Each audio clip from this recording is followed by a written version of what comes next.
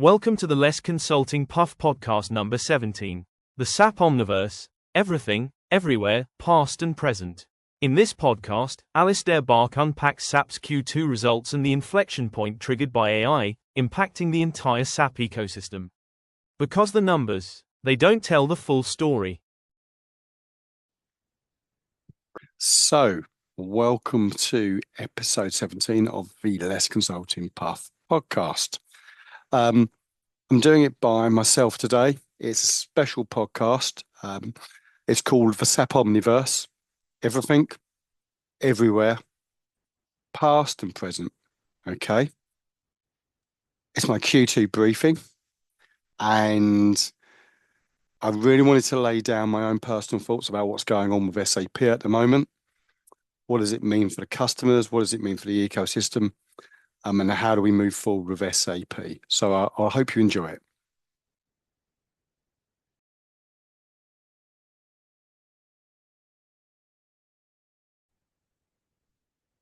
Okay, so the numbers don't tell the full story. Firstly, Q2 outstanding numbers, backlog up 22%, strong order book. I'm not going to call it cloud backlog. We're past that. Total revenue up 9%, stellar. Cash flow, really strong. Take a look at that. But there is no upward forecast. Okay. So they're keeping their predictions for 2025 as they are. That's really interesting because I think it's really starting to, SAP are really starting to say, well, hey, look, everything's changing. It's not just about the perma crisis, Trump tariffs, Ukraine, Gaza, all that type of stuff. There's more going on here in terms of the impact of AI and the shift in terms of how customers are consuming SAP. So no upward projection. That's fantastic. Not a problem at all. So let's just talk about that. Okay. So the first thing is SAP set a target by the end of 2025. It was going to be cloud-centric organization and all the revenue would be from the cloud. Haven't quite done that, but it doesn't really matter because the cloud's the old story. We've moved on. The target now is for SAP to be the #1 enterprise application and business AI company. It's on track for that. It's got to be a really bumpy ride. Why? Well, because there's far less clarity around what the product base is going to look like in 6 to 12 months' time because of the impact of AI and robotics. It's less clarity, everything's quantum, being driven by AI. So it's just so difficult to second guess where we're going next. But we've got some predictions in this podcast. So AI is causing a real convulsion, a violent change to SAP's business model. It's been driven by the impact of AI. So Christian's done really well in terms of the reorganization of the company. We're starting to see the benefits drop into the figures anyway. We're starting to see that shift over to Southeast Asia in terms of the base of employees and what those people are doing. It's going to change constantly. The more we see AI being dropped in, the bigger the link with robotics. The organization will have to change and change and change constantly. Really difficult for big organizations like SAP, but Christian's proved that he's already doing that and doing it really quite effectively. Okay, and we'll talk about one area which needs to change slightly. And it's a paradigm shift, a fundamental change in SAP's approach and assumptions. SAP love long-term planning. Everything's about long-term of SAP. When S4 appeared with a HANA DB, been in the works for ages. Okay, no longer. SAP are flying by the seats of their pants because everything's tactical, because the product's changing so quickly and the demand from the customers as well. Okay, that's a paradigm shift, a real paradigm shift in terms of approach and assumptions from SAP. So everything in the SAP ecosystem is changing fast, and we're reaching that inflection point because of AI. Okay, so let's just not forget that the numbers aren't the true story because there's a lot more going on now, a lot more going on. So when we think about Q1 next year and revenue recognition, totally different ballpark. As we've said, SAP are not looking to reset the numbers up because everything's changing. By Q1 next year, revenue recognition will be totally different because the customers will be consuming different SAP products. and it'll be more bite-sized chunks. And we'll talk about that later. I really wanted to lay down this blog today in this podcast because I've pulled back from LinkedIn slightly just because of the amount of dross I'm reading from bloggers and from system integrators. Simply don't get it. So this podcast and the blog which goes with it is to really set the scene so that you guys really understand what's going on with SAP.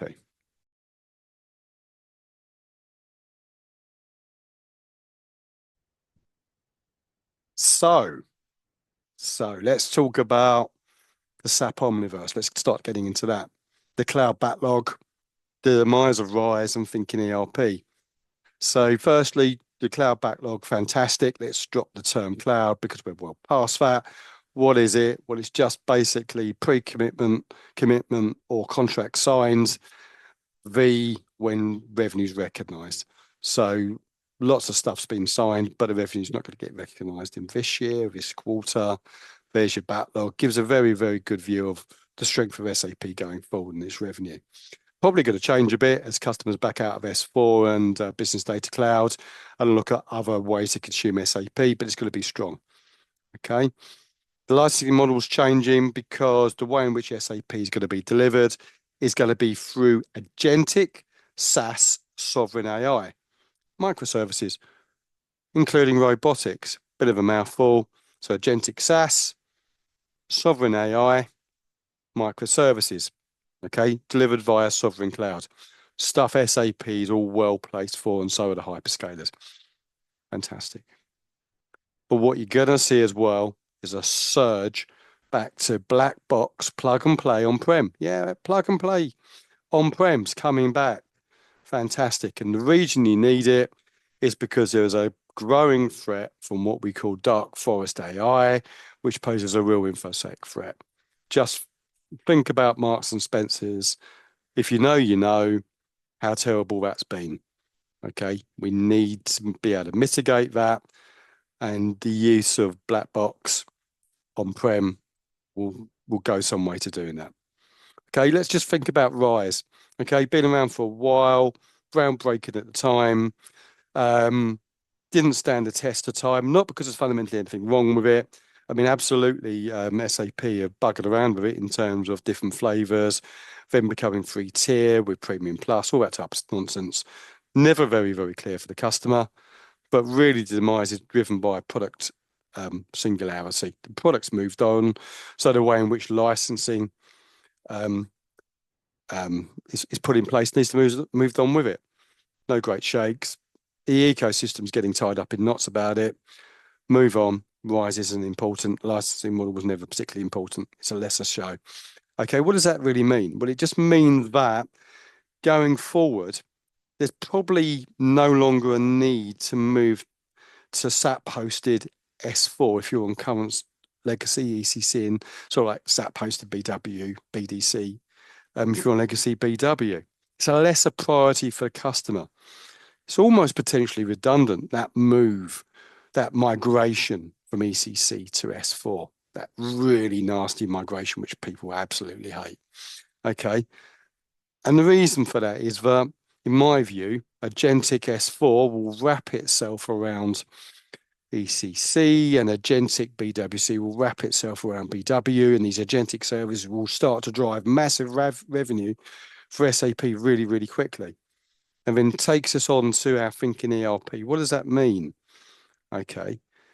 Well, it means that AI agency, intelligent AI, is almost on us. I've got a blog coming out, I think 43% chance of it's already there. Okay, sounds far-fetched.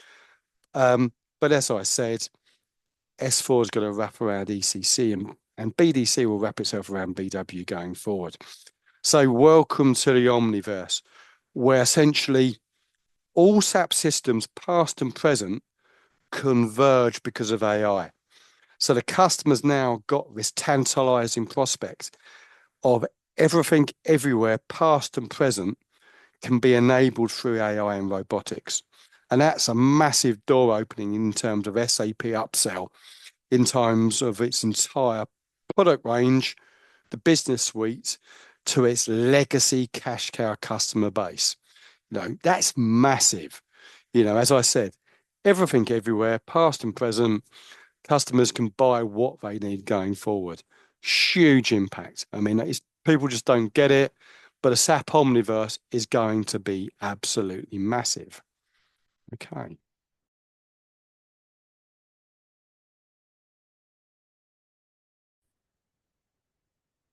Okay. So what does SAP Omniverse really mean in terms of revenue going forward? Okay. Well, I think the customer is going to go tactical. I've already said SAP are going tactical. Well, the customer is going to go tactical as well. Let's be honest. ECC to S4 migrations weren't flying out the door, were they? Okay. 2027 became 2033. Then Rimini Street come along and say 2030, 2040 is viable. Most CIOs, you're not stupid. They know that they can upcycle. And we'll talk about that a little bit more. Okay. Strategy now from SAP is AI first, suite first. Okay. What does that mean? It just basically means that the customer can finally tell SAP what they actually need. Okay. Not what pre-sales want them to consume. So we're no longer driven by, the SAP pre-sales bandwagon of what is the flavor of the week. Okay. No longer. So no more rip it up and replace. It's all about tactical wing, tactical. Okay. Your big bang transformations are over. Sorry, SIs, but they are. S4, BTP, bye-bye. No longer the main event. Okay. As I said, S4 is going to be split up, composable, agentic, wrap itself around ECC. Beautiful. We're seeing that in terms of the business suite, in terms of how S4 has been spoken about. Not a lot of detail in it, but there you go. Now, so what we're going to see, lots of small innovation, lots of initiatives driven by and focused around line of business, value of the business suite, business network, CX, which I absolutely love. HCM, we've got success factors and we've got S4 HCM as well now. Just so much in the vision. Okay. Let's not forget about what we saw at Sapphire, and what we're seeing just in the robotics space. Hive robotics with Jill built in. That will be the norm by 2030. Okay. It may seem strange now, but the use of robotics with SAP built in is going to be the norm. Going back to one of my favorites, 2018, I published my first work on SAP upcycling and plug and play wins. And I was right. It's the way forward. You don't have to rip it out and start again. You can maximize the investment in your current SAP estate to leverage AI, robotics, and all the things you need to leverage to drive value for your organization. Okay. But what does it mean? It just means that you'll make it more difficult to predict revenue going forward. That's why SAP remain cautious. Okay. But we are entering into an unparalleled period of AI-enabled growth, both in terms of revenue and just in terms of consumption of SAP by the customer. Pure SaaS, excluding some of the legacy maintenance, but this is, we're going to a new world now. The uptake for SAP will be absolutely huge.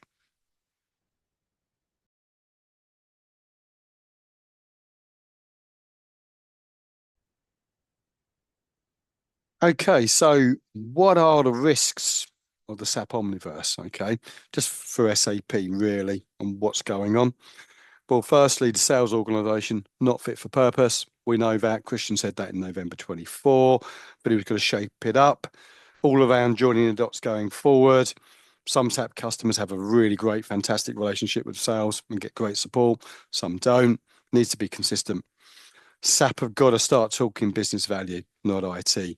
Starting to do it, starting to see some good synergy in terms of the value of business AI linked through to the CXO and the C-suite. So that's really good. So reconnecting with the C-suite and with the business is really, really important. Okay. Something I've been banging on about for years. Prussian ideology. No more hurdles. SAP made adopting S4 far too difficult. Okay. Everything everywhere reduces the risk of customers defecting to third parties because that's what the move to S4 did, the hurdles. okay?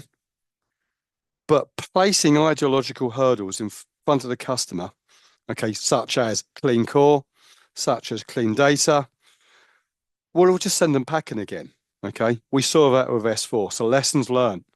No more ideologies, okay? Everything everywhere. Let's start making selling simpler, okay? We are in a world of absolute composable SAP solutions. It's all very commoditized now. Let's make selling commoditized, okay? It needs to be more catalog based. It needs to be clearer in terms of services and products. Just make it simple. Even if you look at the Business Suite webpage at the moment, a lot of detail on there. You speak to sales teams, you sometimes feel as if they're making it up on the fly because the detail's not there. Just make it easier, make it catalog based. Christian, if you need help, come and speak to me. Okay. On-prem. Spoke about that a little bit earlier about black box on-prem.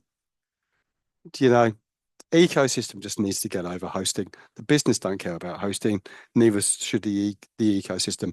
If the customer wants to have their own commando guarded data center, let them have it. No one really cares, okay? As long as they are consuming SAP to drive the business forward.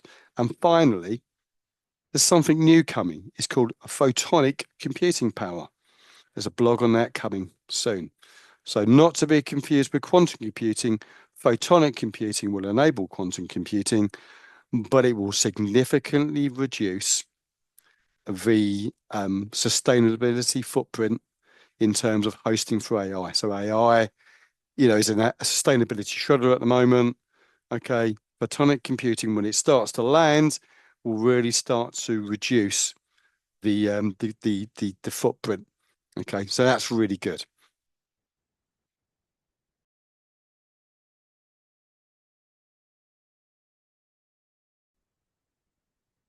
Okay, other opportunities for SAP at the moment and the Omniverse. In true Battlestar style, all this has happened before and all of this is going to happen again. ECC BW not going anywhere. As I mentioned, S4 and BDC are going to wrap themselves around ECC and BW like the Xenomorph from Alien. They're going to consume their hosts. Not a bad thing because it just means that SAP are able to really drive everything everywhere and just sell in the entire SAP product range to those customers. And the customers can really leverage the benefit, obviously. SAP need to ask one of their major partners to take application maintenance forward for ECC and BW, take it into 2040, kill off Rimini Street. These loyal cash cows aren't going to move, but they want to really work with SAP and acquire the SAP product base. So just give them the safeguard they need. Okay. A little one from me, by design, 12,000 loyal customers. They're not going to move to S4HANA public cloud. It doesn't matter what sales teams say. So, Christian, a little bit of money in that ecosystem, decent Copilot, a real-time cash book, which is easy to integrate to banks because cash banking in by design is an absolute disgrace. Solid API catalog so that they can link into all the cloud applications they love. It's a misnomer. Mid-tier were cloud first long before anyone else. They love the cloud. And better analytics, that's where SAP have got to focus.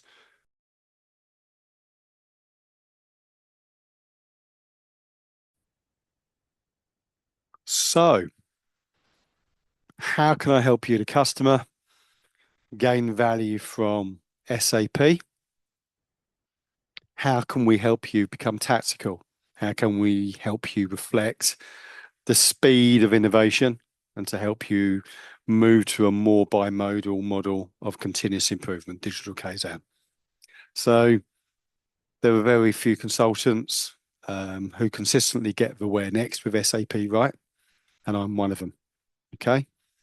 It means that by investing in me, you get to see essentially where SAP is going next and how you can take SAP to drive your business going forward and maximize your investment. It's a curse, but it's also a gift. Okay. SAP pre-sales teams don't always like my messaging, but I'm normally right. Okay. And the reason I'm right is because SAP has been my passion for over 3 decades. SAP is not tech. It's at best a digital double, but it is your operating model. And we've been digitalized for over 5 decades. Most organizations have been digitalized for over 3 decades. And the name of the game is to get organizations onto an intelligent Industry 4.0 operating model. Not rip it out and start again, not the entire operating model, but elements, that business suite view, that bimodal approach, that possible ERP view, slicing it up and just driving innovation which the organization can sustain and enable. So that's what I do. Back in 2018, I started writing articles on something I called SAP upcycling. It was evident then that the S4 take-up wasn't going to be brilliant. There's a lot you could do with ECC. And so I brought out a whole load of stuff around upcycling ECC and the other core legacy SAP applications. So that SAP customers can get and maximize their investment from SAP. That's stood the test of time, and very much that's what organizations need to do going forward. There will be so much innovation coming at you so fast. You can't do it all. You can't rip it out. You need to be selective. Upcycling enables you to do that. You can upcycle everything, whether it's your infrastructure, whether it's your DB, processes, analytics, you name it, can be upcycled. One of my passions at the moment is the intelligent data fabric and how to take that nasty old data mesh you've got and how to get value out of it. And AI loves dirty data. All of those people out there who say, it's got to be clean data or AI can't function, ignore them. They're irrelevant. Okay. We also at Dragon do phase 0, but we do a tactical phase 0 now. We go in, we focus on how your organization currently works, your current operating model. We look at what's not working. We look at your required outcomes. We look at what your target operating model should look like going forward. And again, the bite-sized chunks, the composable piece about working with you on the obligations, what you can sustain and embed. And we do that in phase 0. So you come away with a clear business case, benefit case, roadmap, which is sustainable and that you can deliver quickly because everything moves on. And that's the tactical nature. We've said SAP are being tactical. The customer needs to be tactical. And finally, turnaround. So I do a lot of SAP turnaround. Go in, we assure we've got AI-driven diagnostic. I can normally go in and work out within 2 weeks what's going wrong on a program and come out with a turnaround plan, which is fully costed. The reason I can do it is because I've been doing it for 3 decades. I live and breathe SAP and SAP delivery. And there isn't any crisis I haven't seen. And we can normally fix it. No dramas. Keeping it quiet, keeping it calm, and getting the client to where they need to be. And keeping everyone happy. Doesn't have to be a soap opera. And that's what we do at Dragon. So there are the things we can do to add value. If you need help understanding where SAP is going and being tactical, if you need help with a current program, or if you just want to talk about SAP and transformation and all this stuff, just message me. Happy to have that conversation. Okay.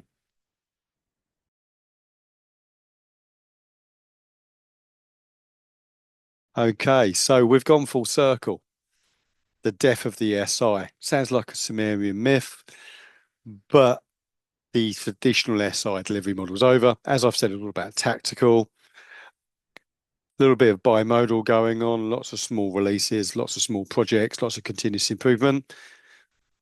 That's the way forward. Blogged earlier in the year about how we're now building out 4-man delivery teams, a 4-man delivery brick essentially, that is AI enabled, which deals with advisory, consulting, and implementation. Nice and lean.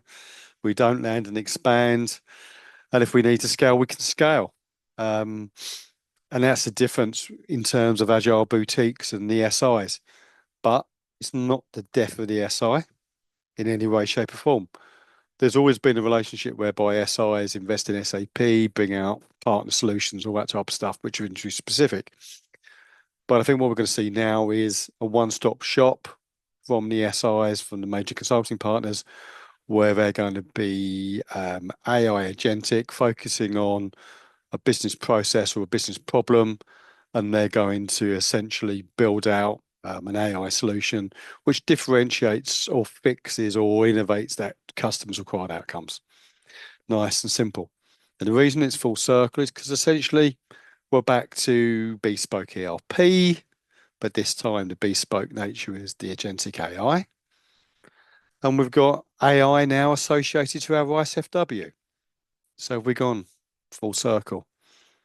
There ain't no clean core. AI will not be clean in any way, shape, or form. So that's where I think we're going. AIs are going to morph and go off and do something else. And then advisory and consulting implementation will be delivered by smaller, agile boutiques such as Dragon.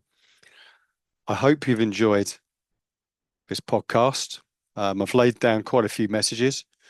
If you need more information, if you need help with your SAP journey, just message me, and have a good summer. Thank you.